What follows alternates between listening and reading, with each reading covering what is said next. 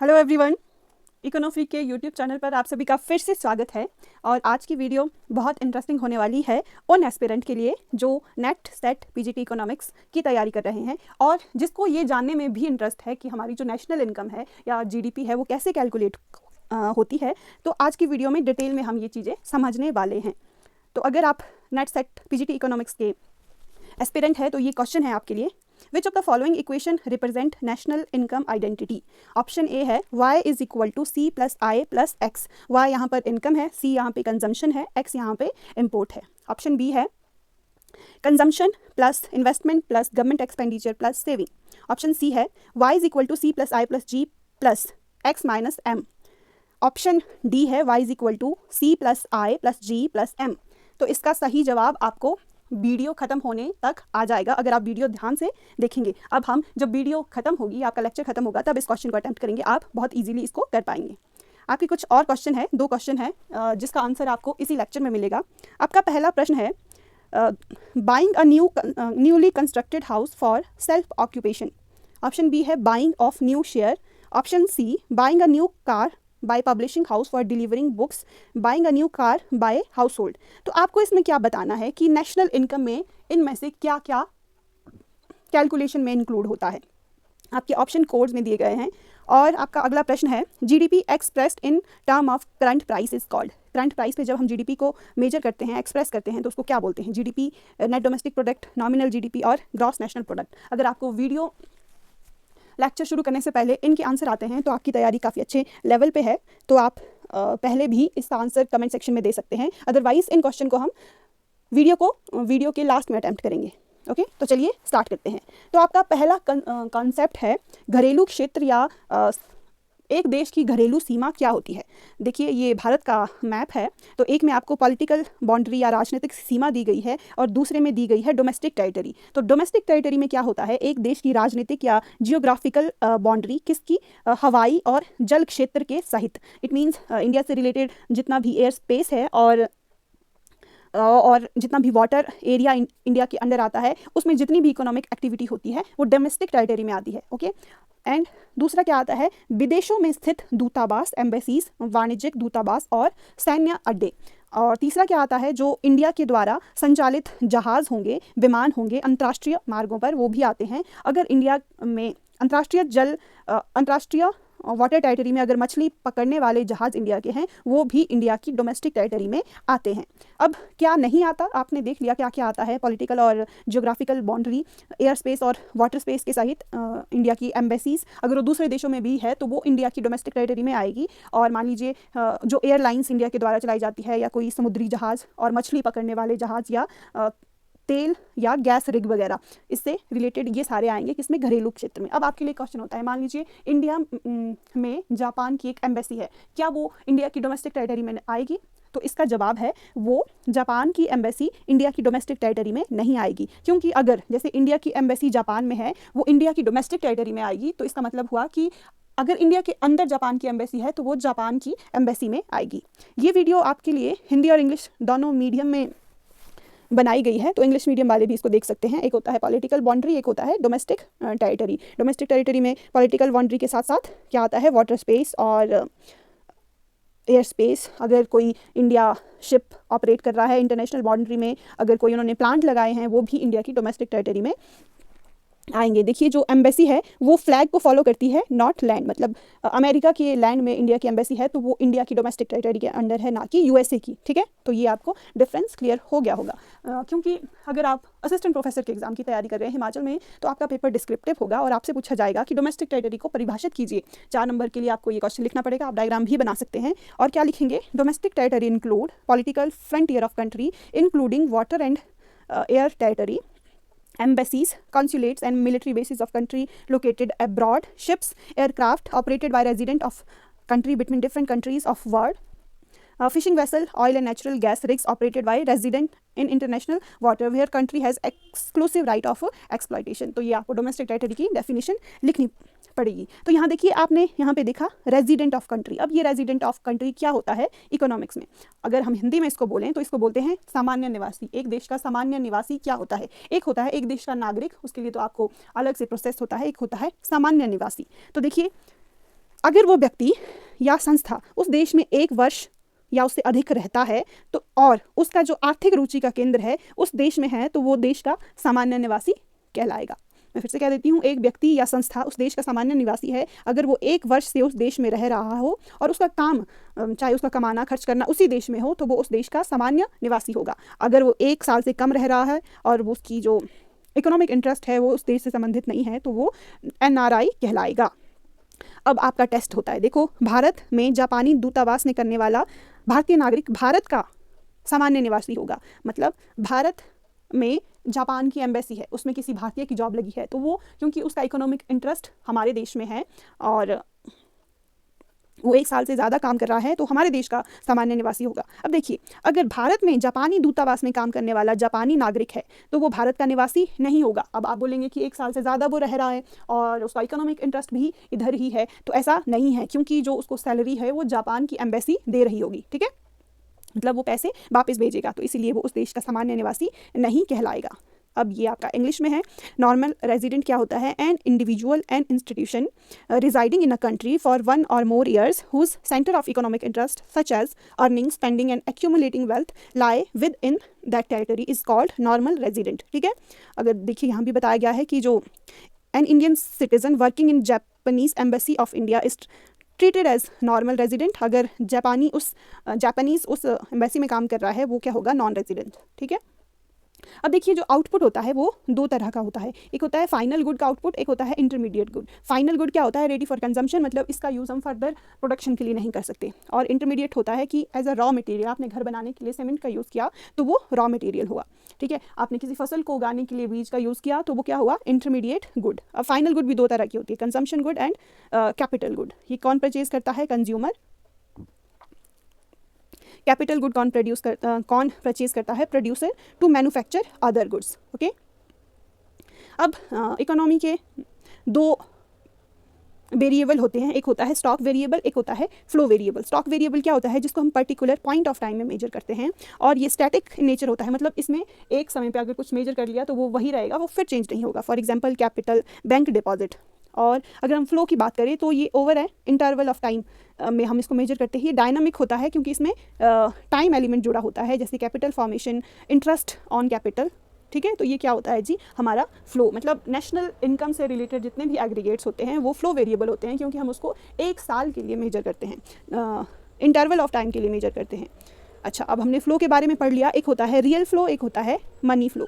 जब फ्लो किस में होगा? फैक्टर सर्विसेज में होगा या गुड्स एंड सर्विसेज में होगा तो उसको बोलेंगे रियल फ्लो। मतलब जब पैसे के अलावा जो फ्लो होता है उसको बोलते हैं रियल फ्लो, और जो पैसे वाला फ्लो होता है उसको बोलते हैं मनी फ्लो। जैसे हमारे पास अगर 2 सेक्टर इकोनॉमी है जिसमें हाउस होल्ड और फर्म है, तो हाउस होल्ड देगा अपनी फैक्टर सर्विसेज किसको? फर्म को, तो ये हो गया रियल फ्लो। और फर्म क्या देगा? जो उसने गुड्स एंड सर्विसेज बनाई वो हाउस होल्ड को। अब मनी फ्लो में क्या होगा?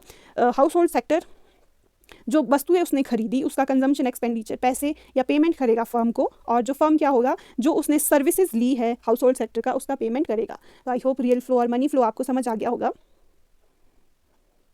अब सबसे कंफ्यूजिंग, अगर आपको ये 3 कॉन्सेप्ट समझ आ गए तो बहुत सारी प्रॉब्लम सॉल्व हो जाएगी। देखिए, एक होता है ग्रॉस, एक होता है नेट।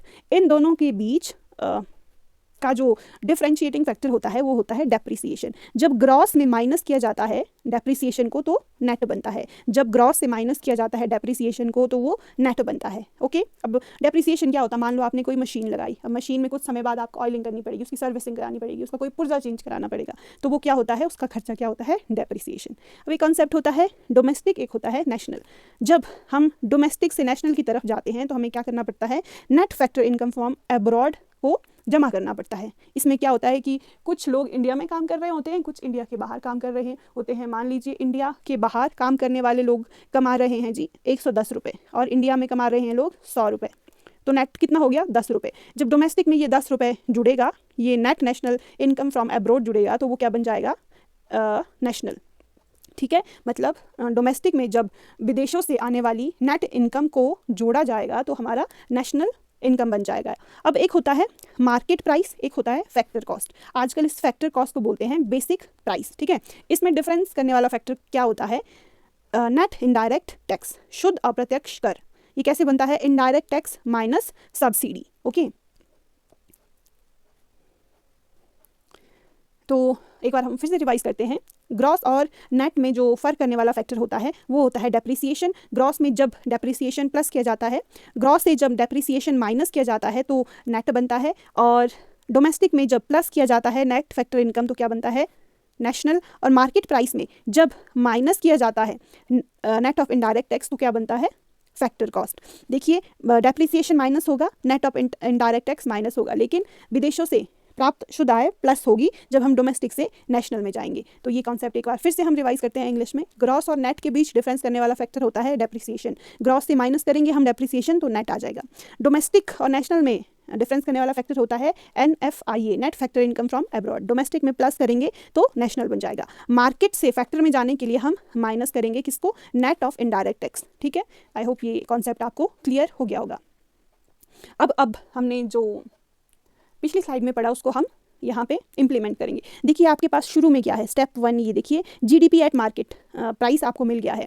आप जब उसमें नेट फैक्टर इनकम ऐड करेंगे तो क्या बन जाएगा, डोमेस्टिक से नेशनल बन जाएगा, gross national product at market price. देखिए दूसरा स्टेप क्या हो गया यहाँ पे, जब हम GDP एट मार्केट प्राइस से डेप्रिसिएशन माइनस करेंगे तो ग्रॉस का नेट हो जाएगा, net domestic product eight market price. इसमें जब हम फैक्टर इनकम प्लस करेंगे तो ये डोमेस्टिक से नेशनल बन जाएगा। अब हम जब net of indirect tax minus करेंगे NDP से एट मार्केट प्राइस तो वो क्या बन जाएगा, NDP एट फैक्टर कॉस्ट। ठीक है, अब हम net factor income from abroad plus करेंगे तो हमारा नेशनल इनकम बन जाएगा, जो कि दिखाया जाता है NNP eight factor cost. Directly आपसे क्वेश्चन पूछा जाता है कि राष्ट्रीय आय कौन से फॉर्मूले या कौन से एक्रोनिम से दिखाई जाती है, तो NNP एट FC। ठीक है, ये आपको याद रखना है। यहाँ पे देखिए net national product at market price में जब हम माइनस करेंगे, क्या माइनस करेंगे, नेट ऑफ इनडायरेक्ट टैक्स, तो ये मार्केट प्राइस से फैक्टर प्राइस बन जाएगा। ओके,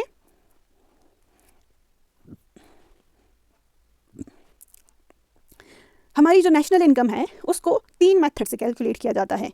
पहला मेथड होता है वैल्यू एडेड मेथड, इसको मूल्यवर्धित विधि भी कहा जाता है। इसमें क्या होता है कि जितने भी प्रोड्यूसर होते हैं उन्होंने जो भी प्रोड्यूस किया, जो भी आउटपुट आया, उसका price is equal to GDP at market price. Okay, दूसरा मेथड होता है इनकम मेथड। इसमें क्या होता है कि जितने भी फैक्टर प्रोडक्शन होते हैं, लैंड, लेबर एंड कैपिटल, उसके उनको जो रिवॉर्ड दिया जाता है उनको प्लस करके net domestic product at factor cost आता है। फिर होता है एक एक्सपेंडिचर मेथड, जितने भी क्षेत्रों द्वारा एक्सपेंडिचर किया जाता है उससे GDP एट मार्केट प्राइस बनता है। और ये जो तीनों मेथड से GDP बनता है वो बराबर होता है, क्योंकि जो जिसकी किसी की इनकम किसी का एक्सपेंडिचर हो गया, या फिर जो प्रोड्यूस करेगा वही तो कंज्यूम होगा, इसीलिए ये तीनों एक दूसरे के बराबर होते हैं। अब हम आपका पहला मेथड देखेंगे, मूल्यवर्धित या वैल्यू एडेड मेथड। इसमें कैसे कैलकुलेट करते हैं हम, value of output minus intermediate consumption. हमने ये पहले देख लिया। देखिए वैल्यू ऑफ आउटपुट कैसे आएगा, घरेलू बिक्री या sale plus change in stock और माइनस क्या होगा, इंटरमीडिएट कंजम्पशन। इसे GDP एट मार्केट प्राइस पे पहुंचेंगे हम, और जब डेप्रिसिएशन माइनस होगा ग्रॉस से नेट में चले जाएंगे, फिर नेट ऑफ इनडायरेक्ट टैक्स होगा तो फैक्टर पे चले जाएंगे, net domestic product at factor price. फिर जब नेशनल इनकम बनाने के लिए net factor income from abroad plus करेंगे तो हम नेशनल इनकम पर पहुंच जाएंगे। तो हमारा अल्टीमेट ऑब्जेक्टिव है नेशनल इनकम तक पहुँचना। अब देखिए ये है इंग्लिश में कैसे कैसे है, वैल्यू ऑफ आउटपुट और इंटरमीडिएट कंजम्पशन, मतलब GVA कैसे निकलेगा, वैल्यू ऑफ आउटपुट और इंटरमीडिएट कंजम्पशन। इसके भी 2 मेथड होते हैं, एक sale plus change in stock, और दूसरा मेथड होता है प्राइस इनटू क्वांटिटी। ठीक है, जितनी भी गुड्स एंड सर्विसेज है उसकी प्राइस और क्वांटिटी को प्लस करके GDP निकल आएगा। ठीक है, और सारा हम वही सेम मेथड ये सब्सट्रैक्ट करेंगे, डेप्रिसिएशन, फिर net of indirect tax minus करेंगे किससे, GDP एट मार्केट प्राइस से, और फिर जब ऐड करेंगे नेट फैक्टर इनकम तो हमारा अल्टीमेट ऑब्जेक्टिव अचीव हो जाएगा। अब हम देखेंगे दूसरा मेथड, ये है इनकम मेथड। इनकम मेथड में जितने भी फैक्टर ऑफ प्रोडक्शन है उनको दिया जाने वाला रिवॉर्ड को प्लस करके हमारा net domestic product at factor price हमें मिलता है। यहाँ मार्केट प्राइस पे नहीं मिलता, क्योंकि यहाँ पे डायरेक्टली जो फैक्टर प्रोडक्शन है उनको रिवॉर्ड दिया जा रहा है, इसीलिए वो फैक्टर कॉस्ट पे दिया जाता है।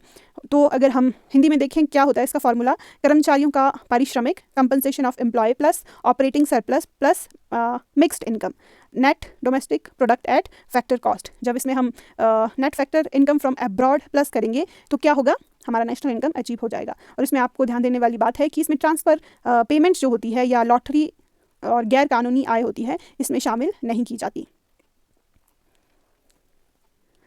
एक बार हम फिर से इसको रिवाइज करते हैं। फैक्टर इनकम मेथड में 3 पिलर होते हैं, compensation of employ, operating surplus and mixed income. जो सरकारी कर्मचारी होते हैं, किसी कंपनी के कर्मचारी होते हैं, उनको मिलने वाला जो रिवॉर्ड होता है उसको बोलते हैं compensation of employ. Operating surplus होता है कि जैसे जो रेंट होता है, इंटरेस्ट होता है, प्रॉफिट होता है, रॉयल्टी होती है, उन सब का प्लस होता है ऑपरेटिंग सरप्लस। मिक्स्ड इनकम होता है, जो सेल्फ एम्प्लॉयड पर्सन होते हैं उनकी जो इनकम होती है वो होती है मिक्स्ड इनकम। इन सब को प्लस करके क्या बनेगा जी, हमारा बनेगा डोमेस्टिक इनकम या net domestic product at factor cost. उसमें प्लस करेंगे हम national income, net factor income from abroad, और हमारा अल्टीमेट ऑब्जेक्टिव अचीव हो जाएगा। यहाँ पे कुछ आपको फैक्ट्स दिए गए हैं, इससे भी क्वेश्चन पूछा जाता है कि नेशनल इनकम में क्या क्या इंक्लूड नहीं किया जाता। तो पहली बात है ट्रांसफर अर्निंग। मान लो आपको फ्री में कुछ मिल गया तो वो इसमें इंक्लूड नहीं किया जाएगा। विंडफॉल गेन, मतलब अगर आपको लॉटरी लगी तो इसमें इंक्लूड नहीं की जाएगी। Duty, illegal income, income from sale of second hand goods, तो ये भी इसमें फैक्टर इनकम में इंक्लूड नहीं की जाएगी। लेकिन जो कमीशन या ब्रोकरेज होता है सेकंड हैंड असेट या शेयर को बेचने का, वो इनकम मेथड में इंक्लूड किया जाता है क्योंकि वो मिक्स्ड इनकम का पार्ट होता है। ठीक है, अब है तीसरा मेथड। कौन सा? Expenditure method. इसके 4 कंपोनेंट होते हैं जिसमें प्लस किया जाता है प्राइवेट फाइनल कंजम्पशन एक्सपेंडिचर। आम आदमी अपने कंजम्पशन पर जितना भी खर्च करते हैं उसको बोलते हैं private final consumption expenditure. Then government final consumption expenditure, government द्वारा लोगों को दी जाने वाली सैलरी, कैपिटल फॉर्मेशन, जितना भी खर्चा सरकार करती है वो होता है गवर्नमेंट फाइनल कंजम्पशन एक्सपेंडिचर। फिर होता है कैपिटल फॉर्मेशन। इसमें चाहे वो बिजनेस हो, चाहे वो बिजनेस एंटरप्राइजेस हो, हाउस होल्ड हो, गवर्नमेंट हो, फिक्स्ड असेट पे जितना भी खर्च किया जाता है और जो इन्वेंट्री बच जाती है उसको इसमें इंक्लूड किया जाता है। फिर होता है कि एक देश ने कितना इंपोर्ट किया, कितना एक्सपोर्ट किया, उसका नेट। ठीक है, तो ये बन गया आपका एक्सपेंडिचर मेथड। ये आपका हिंदी में वही है। अब एक कॉन्सेप्ट होता है जीडीपी एट करंट प्राइस और जीडीपी एट कांस्टेंट प्राइस। वर्तमान वर्ष पे जीडीपी और आधार वर्ष पर जीडीपी। इसमें क्या होता है, देखिए हमारे पास जितना भी आउटपुट आया उसको प्रेजेंट ईयर की प्राइस से मल्टीप्लाई करके निकाला जाता है। इसमें क्या होता है, इन्फ्लेशन इंक्लूड होता है क्योंकि करंट ईयर का प्राइस हम लेते हैं, और रियल जीडीपी में या कांस्टेंट प्राइस पे आधार वर्ष की कीमतों को कंसीडर किया जाता है। ये देखिए इंग्लिश में हम बहुत अच्छे से समझेंगे। Unit of output into price of per unit of current price, और रियल जीडीपी में क्या हो गया, unit of output into price per unit for base year. तो ये हो गया रियल जीडीपी। नॉमिनल जीडीपी एक इल्यूजन की तरह काम करता है, लेकिन इसको कैलकुलेट करना भी ज़रूरी है, अदरवाइज हमें पता ही नहीं चलेगा कि करंट में हमारा वैल्यू कितना है। ठीक है, और रियल जीडीपी भी कैलकुलेट करना ज़रूरी है, जिससे पता चलता है कि जो ये ग्रोथ हो रही है वो सिर्फ इन्फ्लेशन के कारण तो नहीं हो रही है, रियल में हमारा ग्रोथ हुआ है या नहीं हुआ है। तो ये हमारे को बताता है रियल जीडीपी। नेक्स्ट है कुछ फार्मूला है जो पेपर में डायरेक्ट पूछे जाते हैं, जैसे जीडीपी डिफ्लेटर क्या होता है, nominal GDP divided by real GDP into 100 क्या होता है जीडीपी डिफ्लेटर। इससे क्वेश्चन ऐसा पूछा जाता है, कई बार न्यूमेरिकल क्वेश्चन पूछा जाएगा कि नॉमिनल जीडीपी है आपके पास 110 और रियल जीडीपी है 100, तो जीडीपी डिफ्लेटर निकालिए। तो जीडीपी डिफ्लेटर कितना हो गया जी, 110। इट मीन्स आपका 10% इन्फ्लेशन है। ठीक है, दूसरा है इन्फ्लेशन रेट। इसको कैसे कैलकुलेट करते हैं, GDP deflator at year 2 minus GDP deflator at year 1 divided by GDP deflator at year 1। इसका मतलब क्या हुआ, अगर हमें आज के समय में जीडीपी डिफ्लेटर या इन्फ्लेशन रेट निकालना होगा तो हम कैसे करेंगे, जीडीपी डिफ्लेटर मान लो इस साल का है 110 माइनस पिछले साल का है 100 डिवाइडेड बाय पिछले साल के जीडीपी डिफ्लेटर से डिवाइड कर देंगे और गुना 20 से करेंगे, तो ये आपस में कट गया, तो ये बच गया 10%। अब किसी भी चीज़ की ग्रोथ रेट कैसे निकालते हैं, अगर हम जीडीपी की बात करें तो real GDP at current price minus real GDP at previous price divided by real GDP at previous price. आज जीडीपी माइनस पिछले साल का जीडीपी डिवाइडेड बाय पिछले साल का जीडीपी, तो इससे क्या आता है, रियल जीडीपी की ग्रोथ रेट। अच्छा, अब हमारे पास क्या है, growth rate of real GDP per capita. इसका फॉर्मूला मैंने एक पेपर में डायरेक्ट देखा था और न्यूमेरिकल भी इससे पूछा जाता है। मतलब growth rate of real GDP per capita कैसे निकालेंगे आप, अगर आपके पास रियल जीडीपी की ग्रोथ दी है और पॉपुलेशन की ग्रोथ दी है तो रियल जीडीपी की ग्रोथ को माइनस करेंगे पॉपुलेशन की ग्रोथ से। फॉर एग्जांपल रियल जीडीपी की ग्रोथ है आपके पास 5% और पॉपुलेशन 2% से ग्रो कर रही है, तो आपका जो growth rate of real GDP per capita है वो कितना आएगा, पर कैपिटा है ये 3%। लेबर प्रोडक्टिविटी का फॉर्मूला क्या होता है, real GDP is equal to aggregate labour hour into labour productivity. मान लीजिए 5 घंटे हम काम कर रहे हैं और हमने 4 आउटपुट बनाए, तो वो हमारा हो गया रियल जीडीपी। और लेबर प्रोडक्टिविटी हम कैसे निकालते हैं, real GDP divided by labour or quantity, कितने लोग काम कर रहे हैं। तो ये कुछ फार्मूले हैं, ये आप रिवाइज कर सकते हैं। जीडीपी डिफ्लेटर का फार्मूला, इन्फ्लेशन रेट का फार्मूला, रियल जीडीपी का फार्मूला और प्रति व्यक्ति विकास दर कैसे निकालेंगे, लेबर प्रोडक्टिविटी कैसे निकालेंगे, ये आपका रिवीजन है। जीडीपी एट मार्केट प्राइस हमने ऐड किया, net factor income from abroad, तो डोमेस्टिक का क्या बन गया, नेशनल। अब हम क्या करेंगे, डेप्रिसिएशन माइनस करेंगे, डेप्रिसिएशन माइनस करने से ग्रॉस का क्या हो गया, नेट, और अब हम सब्सट्रैक्ट करेंगे नेट इनडायरेक्ट टैक्स, तो मार्केट प्राइस से हम फैक्टर प्राइस पे चलेंगे। ओके, तो यही हमारा ऑब्जेक्टिव होता है। यहाँ पे भी आप रिवाइज करके देख लीजिए, यहाँ मार्केट प्राइस है, यहाँ जीडीपी का एनडीपी बन गया क्योंकि हमने डेप्रिसिएशन को माइनस किया, फिर नेट इनडायरेक्ट टैक्स को माइनस किया, नेट फैक्टर इनकम को यहाँ पे ऐड कर दिया, तो हमारा नेशनल इनकम अचीव हो गया। ये भी आप रिवीजन के लिए देख सकते हैं। अगर आपको इससे रिलेटेड कोई भी कन्फ्यूजन है तो आप कमेंट सेक्शन में पूछ सकते हैं, क्योंकि इससे रिलेटेड, नेशनल इनकम एग्रीगेट से रिलेटेड और भी टॉपिक अभी बचते हैं जिसको मैं नेक्स्ट वीडियो में कवर करूँगी। तो अगर आप यहाँ तक इस वीडियो में बने हैं तो आप, ये आपको QR दिया गया है टेलीग्राम का, अगर आपको इस लेक्चर का PDF चाहिए। और दूसरा कि अगर आप डायरेक्ट भी, जैसे ये आपका चैनल का होम पेज है, होम पेज में ये आपको मोर दिखाई दे रहा होगा, इसमें ये लिंक दिया गया होगा, इस पर आपको क्लिक करना है। अब टेलीग्राम चैनल में पहुंच जाएंगे, आपको वहाँ पे फ्री में ये PDF प्रोवाइड कर दिया जाएगा। तो अगर आप यहाँ तक बने हैं तो लाइक शेयर सब्सक्राइब कर सकते हैं। आपका बहुत बहुत धन्यवाद इस वीडियो को यहाँ तक देखने के लिए। फर्दर अपडेट्स के लिए आप बेल आइकन को भी ज़रूर दबाएँ, और कोई भी आपका फीडबैक हो कमेंट सेक्शन में ज़रूर दें। Thanks for watching.